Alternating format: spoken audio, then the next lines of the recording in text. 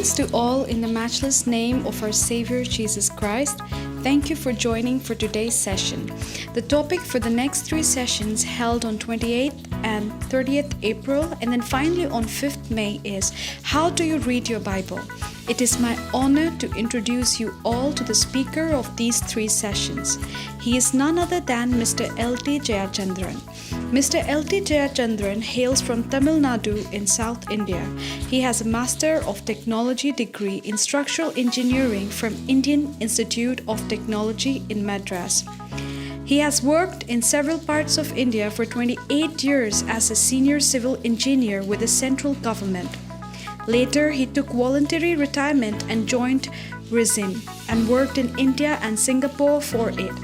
He has also addressed student audiences in India and abroad. Mr. Jayachandran and his wife Esther have now moved back to India and make their home in Pune, Maharashtra.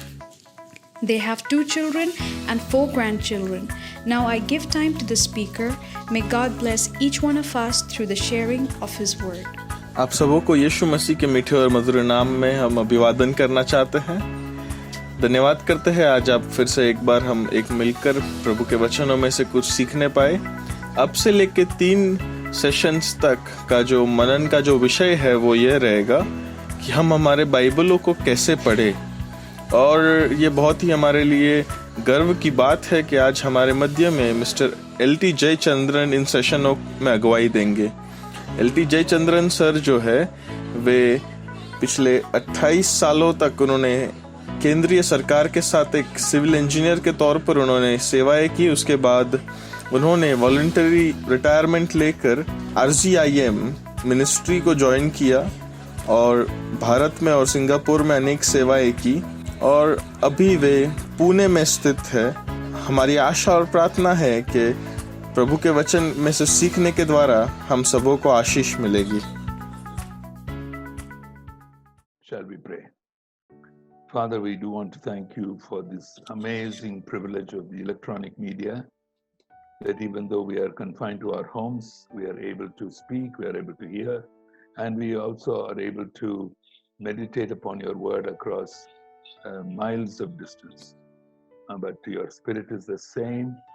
He's the one who inspired your word, and he is with us to interpret your word to us. So as we look at this very special topic of how we are to read your word, the Bible, please help us, minister to us, and may this be a blessing to many. We pray this in the precious name of our Lord Jesus. Amen. Amen. I want to start with a passage of scripture to which I will come a little later in my study. आइए हम आज के मनन की शुरुआत एक शास्त्र पाठ से करें जिसके ऊपर हम थोड़े समय के बाद अध्ययन करने वाले हैं।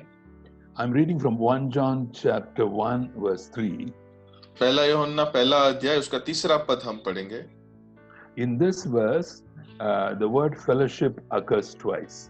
इस पूरे आयत के अंदर, इस पूरे पद के अंदर सहभागी रहना जो शब्द है वो 2 बार उपयोग किया गया है। We all use the word fellowship in Christian circles. और मसीह हर एक प्रकार के समुदायों के अंदर हम ये संगत शब्द का बारंबार उपयोग करते हैं। But if you look at the original Greek word, it gives us a deeper understanding. परंतु हम इसके लिए जो यूनानी शब्द है उसका अगर हम अभ्यास करेंगे तो हमें और गहरा मतलब उससे पता चलता है। The Greek word is koinonia. Greek शब्द जो है वो कोइनोनिया है। It means to have something in common. इसका मतलब है कि सब लोगों के बीच में कुछ समानता होना या फिर साधारण होना। So one English translation, instead of the word fellowship, uses the phrase to share a common life. और एक जो अंग्रेजी भाषांतर जो है बाइबल का, वो ये संगत शब्द के जगह पे एक साधारण सबके साथ का जीवन जीना वैसा भाषांतर वो करता है। Now I'm going to read this verse in English using that substitution. और मैं अभी अंग्रेजी एक आयत को पढ़ने वाला हूँ, ये पद को पढ़ने वाला हूँ उसी वर्जन को यूज करते हुए। We proclaim what we have seen and heard, so that you may share a common life with us, and we share a common life with the Father and with His Son Jesus Christ. पहला यूहन्ना 1 और 3 में इस प्रकार लिखा है, जो कुछ हमने देखा और सुना है उसका समाचार तुम्हें भी देते हैं, इसलिए कि तुम हमारे साथ सहभागी हो और तुम्हारी यह सहभागिता पिता के साथ और उसके पुत्र यीशु मसीह के साथ है। And the Sabhagita actually means to share something in common. And सहभागिता मतलब कि सबके साथ मिलकर बांट के रहने की बात है। And it is very nice to read it like this, to share a common life, because the life of all of us believers is a common life, and that is what we share with the Father and with His Son Jesus Christ. और ये सहभागिता में रहना कितनी अच्छी बात है, क्योंकि एक मसीह होने के नाते हम सहभागी है एक दूसरे के, एक साथ का जीवन हम जीते हैं पिता के साथ और उसके पुत्र यीशु मसीह के साथ। And this sharing is possible only through the Holy Spirit of God.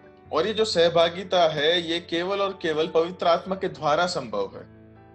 Although he is not mentioned in this verse, obviously that's what John had in mind. और भले यहाँ पर पवित्र आत्मा का वर्णन यहाँ पर उल्लेख नहीं किया गया, परंतु ये निश्चित बात है कि यूहन्ना के मन में वो था ही। And when you read this verse like that, you discover that eternal life is not simply quantitatively living your life after death. और आप जब इसको इस रीति से पढ़ते हैं तो आपको पता चलता है कि ये जो अनंत जीवन का जीना वो केवल आंकों से या फिर मात्राओं में जीना नहीं है। It is a qualitative participation in the life of God. परंतु ये तो परमेश्वर के जीवन में गुणात्मक रीति से उनके साथ जीने की बात है ये। Now, why did I start with this verse? मैंने इस आयत से शुरुआत क्यों की? Now, our topic for my 3 sessions is how to read your Bible. और मेरा जो मुख्य विषय है इन 3 सेशनों के लिए वो ये है कि हम हमारे बाइबल को कैसे पढ़ें। You can't even call these 3 sessions as sermons. They are more like teaching sessions. और ये 3 सेशन जो है इनको आप संदेश भी नहीं कह सकते, परंतु ये तो शिक्षण लेने के एक प्रकार के सेशंस है। And when you read the Bible, how do you read the Bible? Means you will say, I read it from left to right in Hindi or English. और फिर हमें अगर आपको पूछूं कि आप बाइबल कैसे पढ़ते हैं तो आप कहेंगे कि दाहिने से बाईं की ओर पे पढ़ता हूँ, हिंदी या इंग्लिश कोई भी भाषा में। Unless you read Urdu, you read from right to left. आप उर्दू पढ़ेंगे तो शायद उल्टा पढ़ेंगे। Now that is not what I have in mind. ये मेरे सचमुच में मेरा विषय अध्ययन का विषय नहीं है। I am looking at how we are looking at the biblical story. मैं यहाँ पर ये बताना चाहता हूँ या फिर ये दिखाना चाहता हूँ किस तरह से हम ये बाइबल में की सत्य घटना जो घटी है उसकी कहानी को हम देखते हैं। And so what we are going to be looking at during these reflections, I am putting in the form of some questions. और इसीलिए इन मननों के समय जो भी बातें हम सीखना चाहते हैं उसको मैं एक प्रश्न के रूप में आपके सामने रखना चाहता हूँ। One question: am I reading the Bible purely for therapeutic and utilitarian reasons? पहला कि क्या मैं बाइबल को केवल चिकित्सकीय या फिर उपयोगितावाद के कारणों से ही पढ़ता हूँ। What do I mean by therapeutic? Therapeutic या फिर चिकित्सीय का मतलब क्या है? What I can receive from God. कि मतलब ईश्वर से मैं क्या प्राप्त कर सकता हूँ? My salvation. मेरा उद्धार। My healing. चंगाई। Particularly in times of this pandemic, we are praying for healing, I'm sure, in many prayer groups. और इस प्रकार के इस वैश्विक महामारी के समय में हमें पता है कि हर एक ऐसे प्रार्थना के जूथों के अंदर हम चंगाई के लिए प्रार्थनाएं कर रहे हैं। And what do I mean by utilitarian? और ये उपयोगितावाद की मतलब क्या है? How to make God do something for me? क्या मतलब परमेश्वर का उपयोग हमारे अच्छे के लिए हम किस प्रकार करें? Now please don't misunderstand me. मुझे यहाँ पे गलत मत समझिए आप। During my 3 lectures, you will hear a lot of things like this. और मेरे 3 सेशनों के दरमियान आप बहुत सारी ऐसी बातें सुनेंगे। And so I will quickly explain. मैं तुरंत ही समझाऊंगा आपको। Now these 2 are very important things. ये दो जो ऊपर जो बातें कही वो बहुत ही महत्वपूर्ण है। Our very breath comes from God. हमारी सांस जो है, श्वासोच्छ्वास जो है वो यीशु परमेश्वर से आता है। God decided for us to be born into this world. परमेश्वर ने निर्णय लिया कि हम इस पृथ्वी पर जन्म ले। These are amazing truths. ये बहुत ही अजायब जैसे सत्य है। Similarly, we ask God in our times of great need. और इसी प्रकार से हम हमारी जरूरत के समय में परमेश्वर से मांगते भी है, उनसे पूछते भी है। I'm sure you are part of many prayer groups during this time, मुझे पता है asking that God will suspend this pandemic. और मुझे पता है कि आप इस समय शायद बहुत सारे ऐसे प्रार्थना के जूथों के भी भाग होंगे जो लोग प्रार्थना कर रहे हैं, मांग रहे हैं कि परमेश्वर इस महामारी को दूर करे। My question is larger than that. मेरा प्रश्न जो है वो इससे बहुत ही चौड़ा और बड़ा है। Or is the Bible meant to only answer these issues, or is it something more? मेरा प्रश्न ये है कि बाइबल का अर्थ, बाइबल पढ़ने का अर्थ क्या केवल इन दोनों चीजों की प्राप्ति है या उससे भी बहुत ज्यादा है? Because if you limit the Bible only to see what we can get from God परंतु अगर आप बाइबल and how we को can request God to do something for us, अगर हम बाइबल को सीमित कर देते हैं कि हम परमेश्वर से क्या प्राप्त कर सकते हैं या फिर परमेश्वर को मांगने के लिए क्या क्या परमेश्वर हमसे हमें दे सकते हैं, we are limiting the scope of the Bible. हम बाइबल का जो पूरा मूल्य है उससे हम कम आंकते हैं। Let me put my second set of questions. मैं दूसरा प्रश्न आपके सामने रखना चाहूंगा। Why does the Bible begin with the present creation? ये बाइबल की शुरुआत ये वर्तमान सृष्टि से क्यों होती है? Genesis 1 and 2. उत्पत्ति 1 और 2 में हम पाते हैं। Why does the Bible end with a new creation? और बाइबल का अंत नई उत्पत्ति में क्यों होता है? The renewal of the present creation. आज के समय, आज के ये सृष्टि जो है उसका नयापन करना। Revelation 21 and 22. प्रकटीकरण 21 और 22 में। What is the first commandment God gives to Adam and Eve? आदम और हवा को परमेश्वर सबसे पहली आज्ञा क्या देते हैं? In Genesis 1:26, he says, I'm going to make humans in order to rule over creation. और उत्पत्ति 1 और 26 में परमेश्वर कहते हैं मैं मानव को बनाने वाला हूं, मानव जात को हम बनाने वाले ताकि वे इस सृष्टि के ऊपर राज कर सके, उसकी देखभाल रख सके। In verse 28, he says, you look after my creation, you rule over my creation. और फिर 28वें पद में परमेश्वर ने मानव से कहा कि तू मेरे जो बनाई गई सृष्टि उसके ऊपर राज कर, उसकी देखभाल कर। Now, when you read rule over creation, you can again misunderstand that. और यहाँ पे फिर से अब परमेश्वर जो राज करने की बात कहते हैं उसको भी आप शायद गलत समझ सकते हैं। Because you may think God wants us to simply make use of creation without taking care of it. इसका मतलब शायद हम काफी बार ये भी सोच ले कि परमेश्वर केवल इतना चाहते हैं कि हम इस सृष्टि का उपयोग करें पर उसकी देखभाल न करें। Now, for this, we have to go back to the context of Genesis. इसके लिए हमें फिर से उत्पत्ति के संदर्भ में जाने की जरूरत है। God's people had been in Egypt for more than 400 years. और परमेश्वर के जो चुने गए लोग जो थे वो 400 साल से ज्यादा सालों तक वो इजिप्ट में, मिस्र में थे। And Egyptians were actually worshipping nature as divine.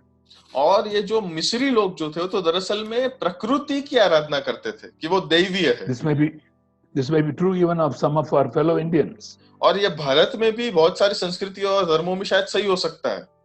In fact, Pharaoh, the king of Egypt, was considered to be the only one who was made in the image of God. और हम अगर अभ्यास करें तो हमें पता चलेगा कि फारून जो था, मिस्र का जो मुख्य व्यक्ति जो था, उसको दरअसल में परमेश्वर की प्रतिमा के अनुसार बनाया गया था, वो अकेले को ऐसा माना जाता था। Now God is bringing his people out of Egypt. और यहाँ पे परमेश्वर अपने लोगों को मिस्र में से बाहर निकालते हैं। And he is giving them a very different understanding of God and a different understanding of the world. और परमेश्वर वहां पर उस प्रक्रिया के अंदर अपने बारे में और पूरी दुनिया के बारे में उनको एक पूरी नई समझ देना चाहते हैं। He says God is the one who creates the world. वो कहते हैं कि परमेश्वर है जिन्होंने सृष्टि का सर्जन किया है। The world is created by God. और ये सृष्टि का सर्जन परमेश्वर के द्वारा किया गया है। So it is not divine. तो इसका मतलब कि सृष्टि दैवीय नहीं है। But you have to look after the world. परंतु आपको सृष्टि की देखभाल करनी है। Instead of being ruled by the world.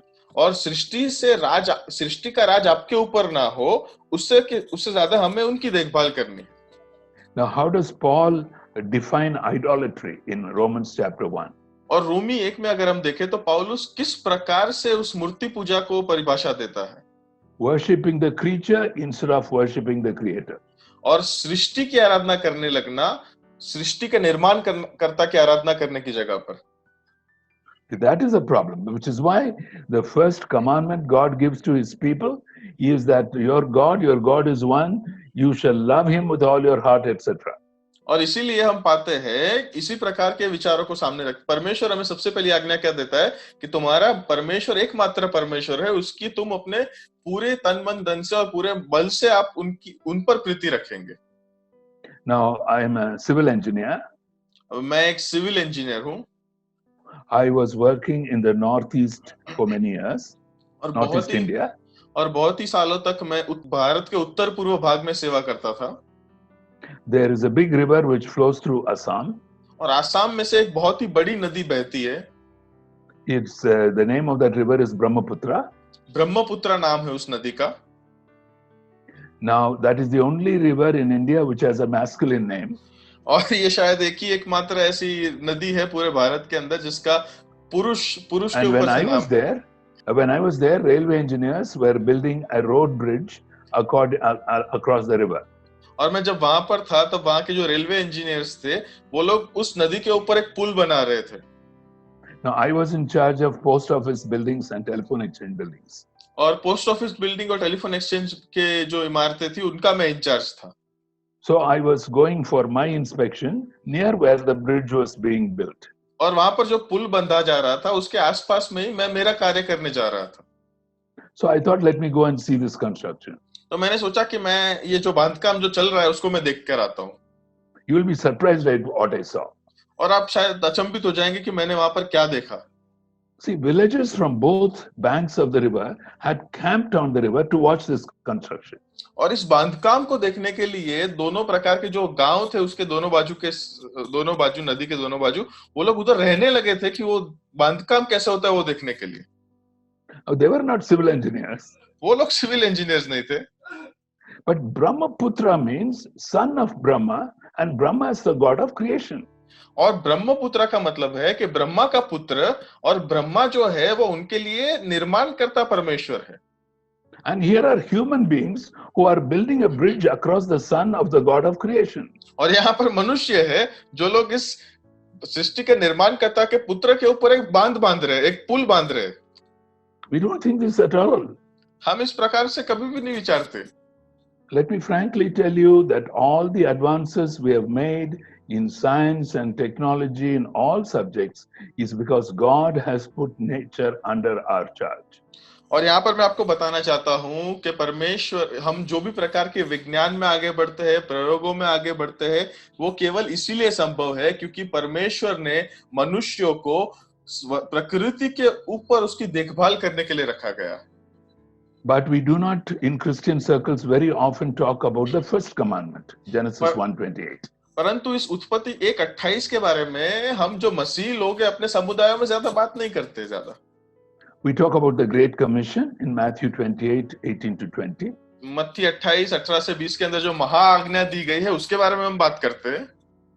But we do not see that both commandments go together. पर हम इस तरह नहीं देखते कि दोनों के दोनों जो आज्ञा है वो एक साथ जाती है। Because without discipling the nations, we cannot look after God's creation. क्योंकि ये जो लोगों को देशों को शिष्य बना की जो बात है वो जब तक नहीं करेंगे तब तक हम सृष्टि के ऊपर उसकी देखभाल नहीं कर पाएंगे।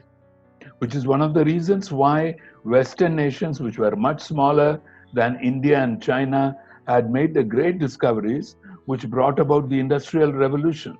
और इसकी वजह से हम पाते हैं भारत और चाइना के सामने वो जो पश्चिम के जो देश थे जो छोटे छोटे थे उन लोगों ने बहुत ही प्रगति की और एक प्रकार के इंडस्ट्रियल रेवोल्यूशन को भी उन्होंने उत्पादन किया उनके यहाँ पर। They came to understand that nature is not to be worshipped, but nature is to be stewarded, looked after. और उनको समझ में आया कि ये जो सृष्टि है उसकी आराधना नहीं करनी है परंतु सृष्टि के ऊपर हमें हमारा कारभार चलाना है। Now let me make a statement here. मैं आपको यहाँ पर एक बात बताना चाहता हूँ। We have reduced the Bible to a religious book instead of seeing it as a reality book. हमने बाइबल को केवल एक धार्मिक पुस्तक के तौर पे हमने देखते हैं परंतु हम वो सत्य का पुस्तक है उसके तौर पे हम नहीं देखते। It is about all of reality. वो हर एक सत्यता के बारे में है। We will see more of it as we go along. हम आगे बढ़ेंगे वैसे हम ज्यादा उसके बारे में देखेंगे। Now, after listening to me so far, do you begin to see your mind expanding to see the large purposes for which God has given us His word? और यहाँ पर हम जब आपने अब तक जब मुझे देखा यहाँ पर सुना, तो क्या आपको सचमुच में पता चला या फिर आपके मन में क्या आपके विचार बौड़े या चौड़े हुए कि सचमुच में परमेश्वर का हमारे जीवन के लिए हेतु और कार्य क्या है? We are going to be part of not only leading people to salvation in Christ, but also for working towards the transformation of the whole of creation. और हम तो केवल लोगों को यीशु मसीह की तरफ, जो उद्धार करता है उनकी तरफ ले जाने के लिए हम कार्यरत नहीं होंगे, उसके माध्यम नहीं बढ़ेंगे, परंतु उससे ज्यादा हम जो पूरी सृष्टि है उसके परिवर्तन के लिए हम एक माध्यम बनेंगे।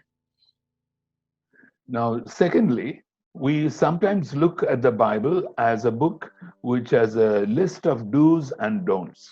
और दूसरी रीति से हम बाइबल को केवल एक ये करना ये नहीं करना ऐसी किताबों के संग्रह, ऐसी बातों के संग्रह के तौर पे हम देखते हैं। It's a kind of a compendium, a manual. एक प्रकार के नैतिक संकलन के तौर पे हम देखते हैं उसको। In fact, I once heard a preacher saying the Bible is like a TV manual.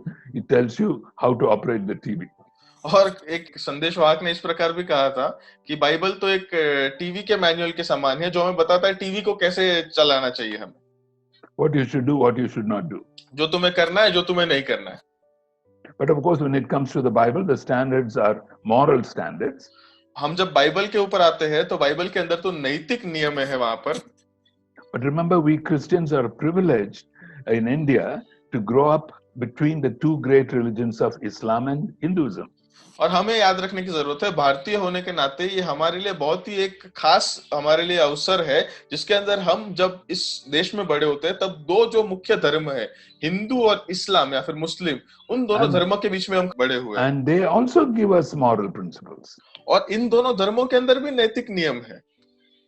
Particularly when you share Christ with your Hindu friends, खास करके आप जब यीशु मसीह की बात अपने हिंदू दोस्तों से करते हैं, what is their response? वो आपको क्या किस प्रकार का प्रतिसाद देते हैं? All religions are the same. वो कहेंगे हर एक धर्म एक समान है। What do they mean? उनका मतलब क्या है? At the level of moral principles, all religions tell us what we should do and what we should not do. और सिर्फ नैतिक नियमों के ऊपर अगर हम सीमित करेंगे तो हर एक धर्म हमें बताते हैं हमें क्या करना चाहिए और क्या नहीं करना चाहिए। So they are not wrong. वो गलत नहीं है। So we have to find out in what way the Bible is different from the holy books of other religions. और इसीलिए हमें ये देखना है कि दूसरे धर्मों के अंदर जो उनके धार्मिक शास्त्र है, उनसे हमारा बाइबल किस प्रकार अलग है। And that's where I'm going to tell you something about a gentleman from Scotland who came to southern India as a young missionary. और इसीलिए मैं आपके साथ एक ऐसे पुरुष की बात रखना चाहूंगा जो स्कॉटलैंड का था, जो दक्षिण भारत के अंदर वो सेवा के लिए आया। His name was Leslie Newbegin. उनका नाम लेस्ली न्यूबिगिन था। He came in the 1930s. और वो 1930 के आसपास यहाँ पर आए। He was from the Church of Scotland. और वो स्कॉटलैंड के कलीसिया से थे। And he was sharing Christ with his Hindu friends. और वो अपने हिंदू मित्रों के साथ यीशु मसीह की बात बांट रहे थे। And his friends would ask him a very good question. और फिर उनके मित्र जो थे वो उनको एक बहुत ही अच्छा एक प्रश्न पूछते थे। They used to tell him, वो ऐसे कहते थे, you say that the human problem of sin, rebellion against God is true for the whole human race. तुम कहते हो कि मानव की यह समस्या जो पाप के बारे में है या फिर परमेश्वर के विरुद्ध के विद्रोह के बारे में, वो तो वैश्विक है। But you say that the answer to that problem is contained in a man called Jesus. परंतु तुम ये भी कहते हो कि इसका जवाब जो है या फिर इसका जो हल है वो केवल एक व्यक्ति में है जिसका नाम यीशु मसीह है, Was not an Indian. जो एक भारतीय नहीं थे। And he lived in Palestine, so far removed from India. और वो पैलेस्टाइन नाम की एक बहुत ही दूर की जगह में रहते थे, Nearly 2000 years ago. कम से कम वो भी 2000 साल पहले। And he used the word particularity. How can the particularities of this person, Jesus, be the answer to the universality of the human situation? और यहाँ पर यीशु मसीह की व्यक्तिगतता, एक व्यक्ति कैसे ही पूरे विश्व की समस्या का हल हो सकते हैं। What they meant was this. इनका मतलब क्या था? If there's a universal problem, अगर यहाँ पर पूरे विश्व का एक यहाँ पर समस्या है, अगर you should give us a universal principle. तुम्हें तो हमारे सामने एक प्रकार का वैश्विक ऐसा हल या फिर ऐसा एक नियम देना And of चाहिए। course, universal principles are available in all religions. और हर एक धर्म के अंदर इस प्रकार के वैश्विक जो नियम है वो दिए गए हैं। They are not limited to time, वो समय के अंदर बंद नहीं है, they are not limited to place, जगह के ऊपर बंद नहीं है। and that is why all religions are the same. इसीलिए वो कहते हैं कि सारे धर्म एक समान है। Now, New Begin's answer to that question is something we have to think about carefully. और यहाँ पर ये जो न्यू बिगिन का जो जवाब था वो हमें उसके ऊपर ज्यादा हमें मनन करने की जरूरत है। He told them, if moral principles can help people, then Jesus need not have come into the world. उन्होंने कहा कि केवल अगर नैतिक नियमों से ही हल मिल जाता था तो यीशु मसीह को पृथ्वी पर आना नहीं पड़ता था। Moral principles themselves would be enough. और ये नैतिक नियम ही काफी होते थे हर एक चीज का हल के लिए। Now, for many years, I worked with Ravi Zacharias Ministries. और बहुत सालों तक मैंने रवि जकारियस की जो सेवकाई थी उनके साथ कार्य किया। First in India, then in Singapore. सबसे पहले भारत में और फिर उसके बाद सिंगापुर के अंदर। And we used to conduct what are called open forums. और हम खुले जो मतलब जो प्रश्न सवाल जवाब के जो सेशन थे वैसे हम रखते थे वहां पर, in which we would invite people from all faiths. और हर एक विश्वास के अंदर से हम लोगों को वहां पर बुलाते थे। We will speak on a topic of common interest. और हम उन लोगों के अंदर और हमारे बीच में जो साधारण बातें उन सब विचारों पर हम विषय पर हम विचार करते थे, like corruption, जैसे कि भ्रष्टाचार, and then but address it from a Christian point of view. परंतु उसको हम एक मसीह दृष्टिकोण से देखते थे। And then we will invite questions from the audience. और फिर उसके बाद जो प्रेक्षक बैठे हैं उनमें से हम प्रश्नों को लेते थे। And in answering those questions, we can speak about Jesus very specifically. और उन सवालों का जवाब देते वक्त हम यीशु मसीह के बारे में बहुत स्पष्ट रूप से उनको बता पाते थे। I remember one such meeting in Mumbai YMCA. और मुझे याद है कि एक ऐसी मीटिंग के अंदर जो मुंबई के अंदर YMCA में हुई थी। You may have heard of Dr. Zakir Naik, and some of his people were there. About 12 of them were Muslims. आपने शायद डॉक्टर जाकिर नायक के बारे में सुना होगा। तो उस मीटिंग के अंदर उनके 12 लोग थे। During the question answer time, one of them asked me a question. We call Isa al-Masih as a Nabi, as a prophet. You call him a savior. Why? और उनमें से एक व्यक्ति ने मुझे उस प्रश्न सवाल जवाब के समय में पूछा कि हम ईसा मसीह को एक नबी यानी कि एक प्रबोधक के तौर पे देखते हैं, और आप लोग ईसा मसीह को एक उद्धारकर्ता के तौर पे क्यों देखते हैं? I remember giving him this answer many years ago. बहुत सालों पहले मैंने उनको इस प्रकार जवाब दिया था। I said, what is the role of a prophet?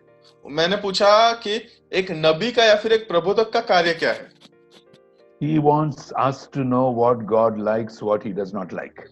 वो नबी चाहता है कि हम जाने परमेश्वर को क्या अच्छा लगता है, परमेश्वर को क्या नहीं अच्छा लगता, what is right and what is wrong. क्या सही है और क्या गलत है। Now here in this meeting there are people from other religions. और यहाँ पर इस मीटिंग के अंदर अलग-अलग धर्मों से लोग थे। There are Hindus, Christians and maybe some atheists. और हिंदू थे, मसीह थे और नास्तिक लोग भी थे कुछ लोग।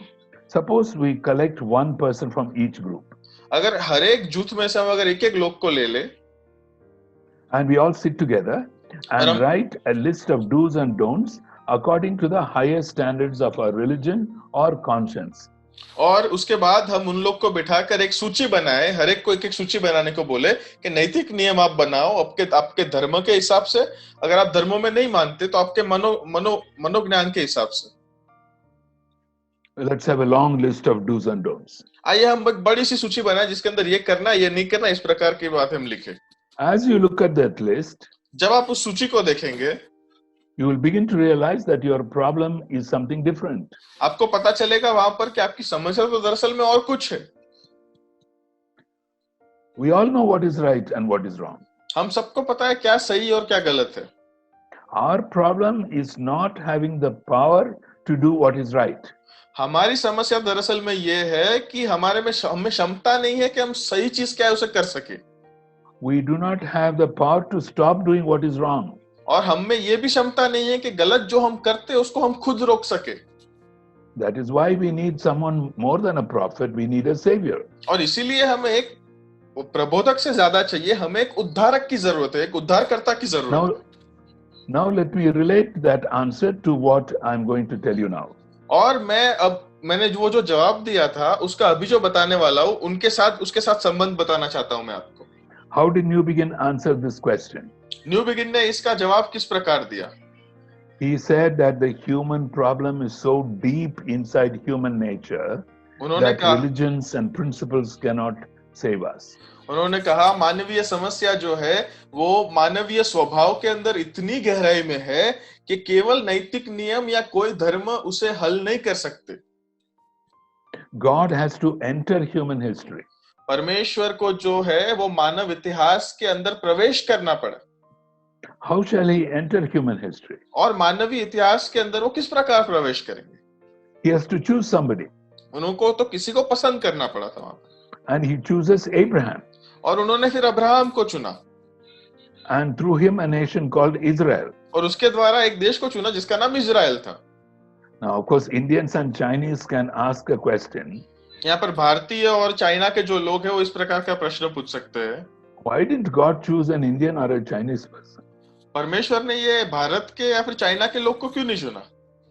I'll give you a humorous answer. मैं आपको एक मजाकिया जवाब देना चाहूंगा। You know what Moses tells his people in Deuteronomy 7 verse 7? आपको पता है पुण्य नियम 7 और 7 में मूसा क्या अपने लोगों से कहता है? God chose you because you are the smallest of all people. परमेश्वर ने आपको चुना था क्योंकि आप तो सब लोगों में सबसे छोटे हैं, सब देशों में के। God did not choose Chinese and Indians because we are too many. और परमेश्वर ने भारतीय और चाइना को नहीं चुना था क्योंकि वो तो बहुत सारे हैं। So the whole story of the Bible it begins with Genesis 12. और पूरी की पूरी बाइबल की जो कहानी है वो उत्पत्ति 12 से शुरू होती है।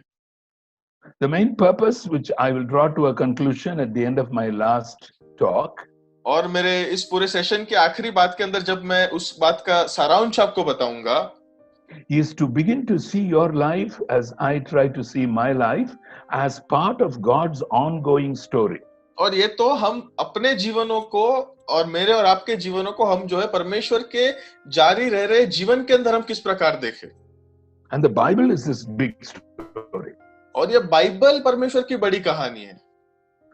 You know, in Indian languages, my language is Tamil and Joel's language is Gujarati. Normally, the word katha, kadai means something which is mythological. और भारतीय भाषाओं के अंदर हम अगर देखें तो सर की जो लैंग्वेज जो तमिल है, मेरी लैंग्वेज गुजराती है, और साधारण तौर पे सारी भाषाओं के अंदर अब देखें कथा मतलब कोई भी ऐसी दंत कथा मतलब जो सचमुच में ना हुई हो। But in the English word story does not mean that it's always mythological. परंतु अंग्रेजी भाषा में जो स्टोरी है मतलब कहानी जो शब्द है उसका मतलब हमेशा ये नहीं कि ये दंत कथा है। Another English word I would use is narrative. दूसरा एक इंग्लिश शब्द जो उपयोग करेंगे जो नैरेटिव, उसका मतलब भी कहानी होता है। So it is a narrative which begins with creation and concludes with the new creation. तो मतलब ये एक प्रकार की ऐसी सत्य घटना के ऊपर आधारित कहानी है जो एक उत्पत्ति से शुरू होती है और नई उत्पत्ति से खत्म होती है। Now why did we read 1 John 1:3 at the beginning? हमने पहला यूहन्ना 1 और 3 क्यों पढ़ा शुरुआत में? Because when you and I come to faith in Christ, क्योंकि मैं और आप जब यीशु मसीह पर विश्वास करते हैं, our stories become part of God's big story revealed to us in the Bible.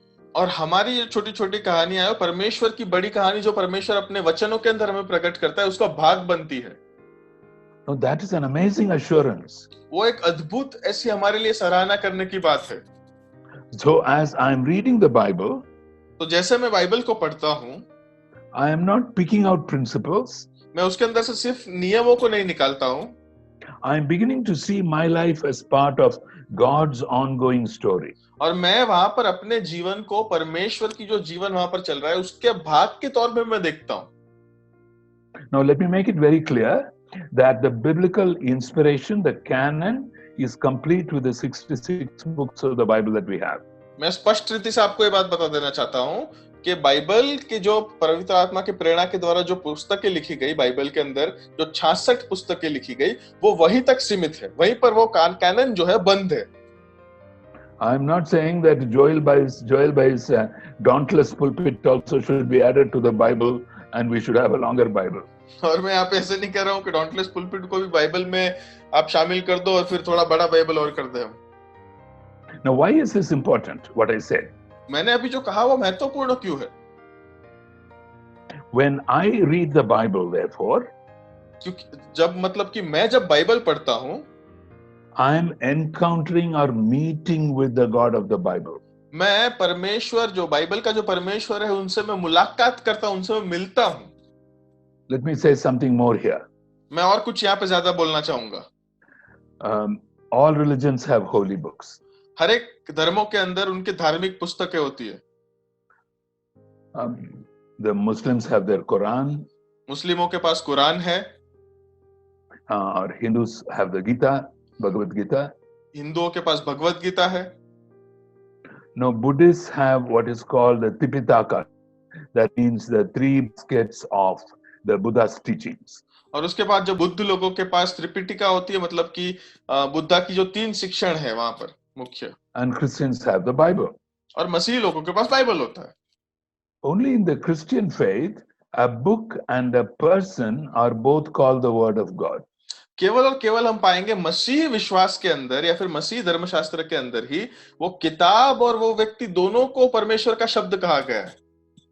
For example, in John chapter 1, we are introduced to the Lord Jesus as the Word of God. और हम देखेंगे यूहन्ना 1 के अंदर, यूहन्ना रचित सुसमाचार पहले अध्याय के अंदर हमें यीशु मसीह को परमेश्वर के शब्द के तौर पे हमें उनका परिचय दिया गया है. And the church has held that the 66 books of the Old and New Testaments are the Word of God. और फिर कलीसिया ने हमें इस प्रकार का मापदंड दिया है कि ये जो कैनन है वो 66 पुस्तकों के साथ वहां पर बाइबल समाप्त होता है. But my question here is, when we are reading the book, are we meeting with the person? पर मेरा प्रश्न आपके लिए वो ये है कि जब हम इस किताब को बाइबल को पढ़ते हैं तब हम क्या उस व्यक्ति को मिलते हैं, परमेश्वर को मिलते हैं?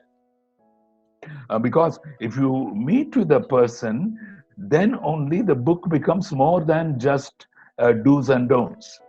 क्योंकि जब आप सचमुच में बाइबल को पढ़ते वक्त आप उस व्यक्ति को जब मिलेंगे तभी तो ये बाइबल जो है वो क्या करना या नहीं करना इस किताब से कुछ ज्यादा हमारे लिए मायने रखेगा. Which is why I have stopped using the word principle for many years. और मैंने काफी सालों से ये जो नियम शब्द है या फिर इन शब्दों का मैंने उपयोग बंद कर दिया. No, it is not wrong to use the word principles. ये शब्द का उपयोग करना कुछ गलत नहीं है. In fact, a number of great men and women of God conduct leadership seminars on the basis of leadership principles in the Bible. और हम पाएंगे कि बहुत सारे ऐसे सालों से हम पाते आ रहे हैं और अभी भी कि बड़े-बड़े सेमिनार्स और मीटिंग्स लेते हैं जिसके अंदर वो बाइबल के अंदर की अगुवाई के बारे में सिखाते हैं. My problem is that principles are abstract. They are outside of me. और मेरा समस्या वो ये है कि जो प्रिंसिपल्स है वो बाहर की चीजें हैं, मतलब मैं उसे महसूस नहीं कर पाता. They cannot transform me. वो मुझे परिवर्तित नहीं कर सकते. It's only the person who can transform me. केवल व्यक्ति यीशु मसीह जो है वो मेरे जीवन में परिवर्तन ला सकता है. So I'm giving you my first answer to my title. इसीलिए मैं मेरे इस शीर्षक का पहला जवाब आपको देना चाहता हूँ. How do you read your Bible? किस तरह से आप अपने बाइबल को पढ़ेंगे? I'm saying when you read your Bible, are you wanting to meet with the person behind the Bible? मैं आपको जो कहना चाहता हूँ वो ये है कि जब आप बाइबल को पढ़ते हैं तो बाइबल के अंदर जो व्यक्ति है क्या आप उनके साथ मुलाकात करते हैं? Do you meet with the incarnate word behind the written word? क्या आप उस देहधारी शब्द को मिलते हैं उस लिखे गए शब्द के पीछे? Because if you do not do that, you will start using the Bible only as a rule book. क्योंकि अगर आप वैसा नहीं करेंगे तो आप केवल और केवल बाइबल को एक नियम की किताब के तौर पे आप उसका उपयोग करेंगे. You will use it to control people and to beat them down. और आप केवल और केवल लोगों पर नियंत्रण रखने के लिए या फिर उसको मार के गिराने, उन लोगों को नीचा दिखाने के लिए आप उसका उपयोग करेंगे. You will use the Bible as a legalistic document. आप बाइबल का केवल एक नियम दिखाने वाला एक लेखन के तौर पे आप उसका उपयोग करेंगे. But if you are using it from the viewpoint of the person of the Word of God, परंतु अगर आप बाइबल का अध्ययन या फिर उसका वांचन अगर आप उसके पीछे जो व्यक्ति है उसको मद्देनजर रखते हुए करेंगे, अगर you will use the Bible pastorally to lead people. तो आप बाइबल का एक पास्टरली मतलब कि आप एक चरवाहे के तौर पे उपयोग करेंगे जिसमें आप लोगों को अगुवाई कर पाएंगे. And there is a very big difference between the two. और इन दोनों के बीच में बहुत ही बड़ा ऐसा तफावत है. Now, I came to Christ in 1962. मैंने यीशु मसीह का स्वीकार अपने जीवन में 1962 में किया था. And from 63 to 65, I was studying in IIT Madras. और 63 से 65 के बीच में मैं IIT मद्रास में अभ्यास करता था. At that time, I was EU president. और उस समय मैं EU का प्रेसिडेंट था. And some of our mainline church leaders were very devoted people. और हमारे कलीसिया के जो बहुत सारे अगुवे थे वो बहुत ही अपने जीवन के अंदर निष्ठापूर्वक थे सेवा के लिए. But they did not have a very high view of the Bible. परंतु बाइबल के लिए उनके जीवनों के अंदर बहुत ही ऐसा उच्च मान नहीं था. They would not say that the Bible is the Word of God. They would say the Bible contains the Word of God. वो ऐसा नहीं कहेंगे कि परमेश्वर का वचन, बाइबल परमेश्वर का वचन है, परंतु वैसा कहेंगे बाइबल के अंदर परमेश्वर का वचन है. And who will decide what is God's word in the Bible? We'll have to decide. और कौन बताएगा कि कौन सा शब्द परमेश्वर का है, वो हम निर्णय लेंगे उसका. Now they would ask us youngsters who believed in the Bible as the Word of God. और हम जो युवान लोग थे उस समय, हम लोग को पूछेंगे, हम लोग जो मानते थे कि बाइबल परमेश्वर का वचन है, They will ask us a trick question. वो हमें एक बहुत ही उलझाने वाला प्रश्न पूछेंगे. Isn't Jesus greater than the Bible? क्या यीशु मसीह बाइबल से महान नहीं है? I'll tell you why this is a trick question. मैं आपको बताना चाहूंगा क्यों ये एक प्रकार का उलझन का प्रश्न है. I'll give you an example. मैं आपको एक उदाहरण दूंगा. If somebody asked me, have you stopped beating your wife? अगर किसी ने मुझे पूछा कि क्या मैंने अपनी पत्नी को मारना बंद कर दिया, If I say no, it means I'm still beating her. If I say yes, it means I was once beating her. अगर मैं ना कहूं तो ऐसा होगा कि मैं उसको अभी भी मारता हूं. अगर उसको मैं हाँ कहूं, प्रश्न का जवाब अगर हाँ दूं, तो मैं ऐसा कह रहा हूं कि पहले मैं मारता था लेकिन अभी मैंने बंद कर दिया. Isn't Jesus greater than the Bible? क्या यीशु मसीह बाइबल से महान नहीं है? If you say yes, अगर आप हाँ कहेंगे, why do you take the Bible so seriously? They'll ask. तो वो पूछेंगे कि आप बाइबल को फिर क्यों इतनी गंभीरता से लेते हैं? But if we say the Bible is greater than Jesus, परंतु अगर हम कहें कि बाइबल यीशु से महान है, they will say you are bibliolaters, worshippers of a book, not of a person. तो अब वो कहेंगे कि आप तो केवल एक किताब का भजन करने वाले हैं, व्यक्ति का, यीशु मसीह का भजन करने वाले नहीं. But we were smart young people. और हम तो बहुत ही उस समय भी हम बहुत चतुर थे. We used to ask them a question. हम उनको एक प्रश्न पूछते थे. What do you know about Jesus which is not in the Bible? आपको यीशु मसीह के बारे में और क्या पता है जो बाइबल में नहीं लिखा है? And much later I came across a statement by John Stott. और जॉन स्टॉट के द्वारा एक व्याख्यान जो किया गया था, वो काफी समय के बाद मेरे नजर में आया. He said this, the authority of Christ and the authority of scriptures stand or fall together. उन्होंने इस प्रकार कहा था कि बाइबल का जो अधिकार है, प्रभु के वचन का जो अधिकार है, और यीशु मसीह का जो अधिकार है, वो एक साथ खड़े रहते हैं या फिर एक साथ गिरते हैं. And so we begin to see that when we come to the book, we should be coming to the person. इसीलिए हमें देखने की जरूरत है कि जब हम किताब के पास आते हैं, बाइबल के पास आते हैं, तब हम उस व्यक्ति के पास भी जाने की जरूरत है.